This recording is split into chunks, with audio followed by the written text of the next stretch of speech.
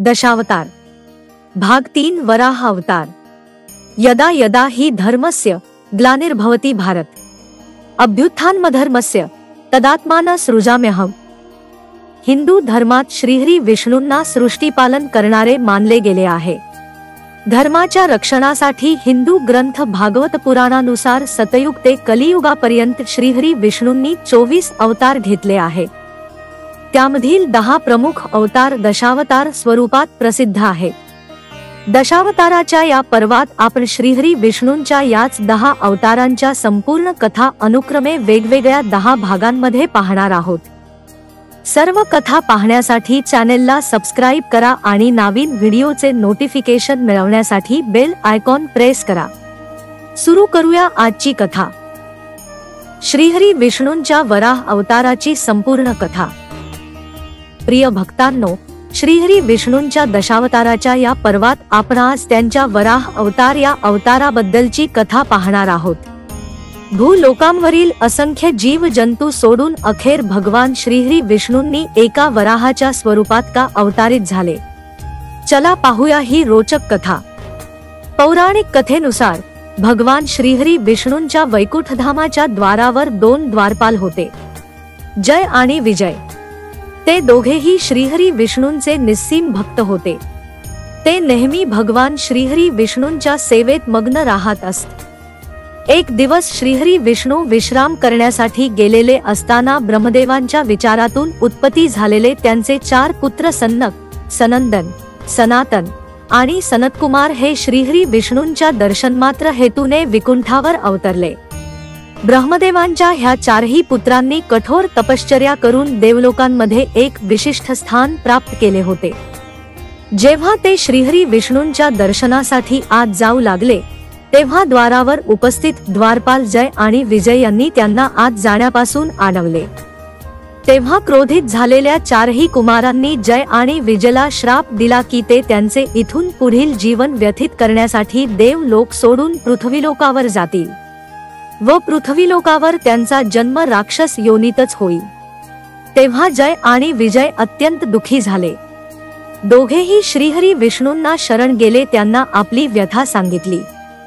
त्यावर श्रीहरी विष्णूंनी त्यांना सांगितले की मी 4 कुमारांचा हा श्राप मागे तर घेऊ शकत नाही, पण तुम्हाला 2 विकल्प देतो।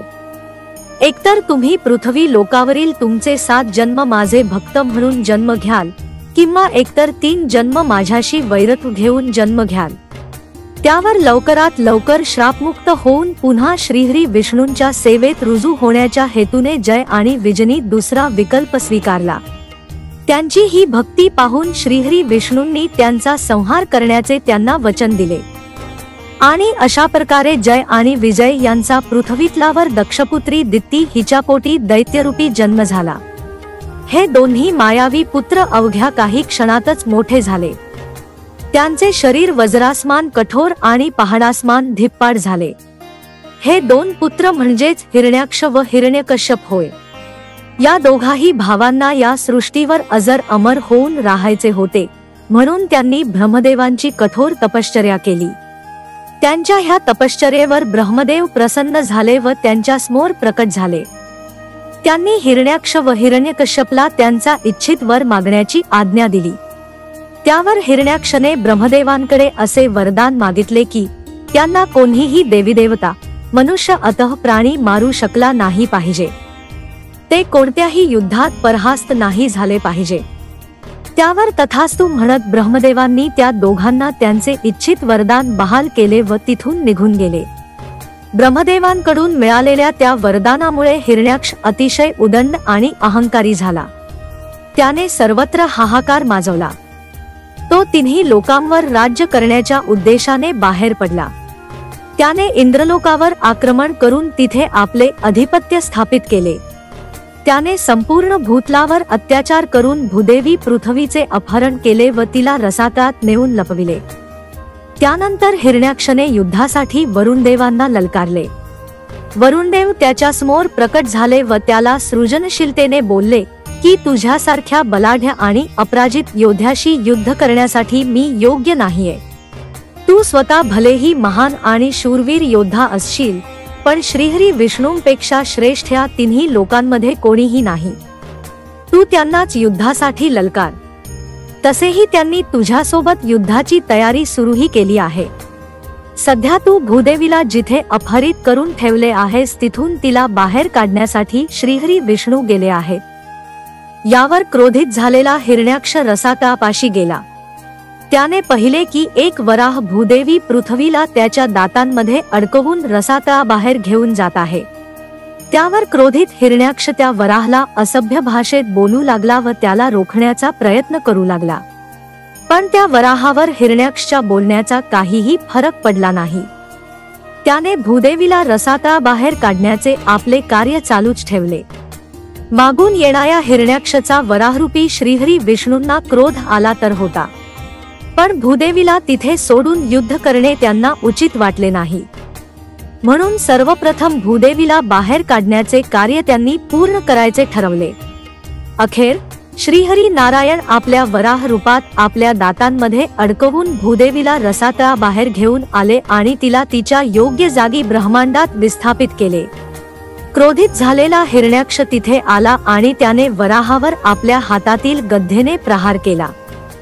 त्याने प्रहार करताच श्रीहरी विष्णू आपल्या भव्य वराहरूपात त्यांच्या समोर प्रकट झाले. भगवान वराह व हिरण्याक्षचे महाभयंकर युद्ध सुरू झाले.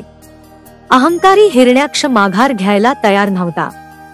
तेव्हा भगवान वराहानी आपल्या सुदर्शन चक्राच्या सहाय्याने त्याचे शिर धडावेगळे केले व त्याचा अंत केला. काही पुराणकथांनुसार ब्रह्मदेवांच्या वरदानामुळे हिरण्याक्षवर कोणत्याही अस्त्राचा प्रभाव पडत नव्हता. त्यावेळी वराहरूपी श्रीहरी विष्णूंनी त्याच्या पोटात आपले टोकदार दंत घुसवून त्याचा अंत केला होता. अशा प्रकारे श्रीहरी विष्णूंनी आपल्या वराह अवतार रूपी अत्याचारी हिरण्याक्षचा वध केला व भूदेवी पृथ्वीला त्याच्या जाचांमधून विमुक्त केले. हिरण्याक्षचा भाऊ हिरण्यकश्यप याचाच वधासाठी श्रीहरी विष्णूंनी त्यांचा पुढील चौथा नरसिंह अवतार घेतला होता. ही कथा आपण या पर्वाच्या पुढील भागात पाहणार आहोत. श्रीहरी विष्णूंच्या वराह रूपाची ही कथा तुम्हाला आवडली असेल तर लाईक करा आणि कमेंट्स मध्ये जय श्रीहरी नारायण लिहा. धन्यवाद.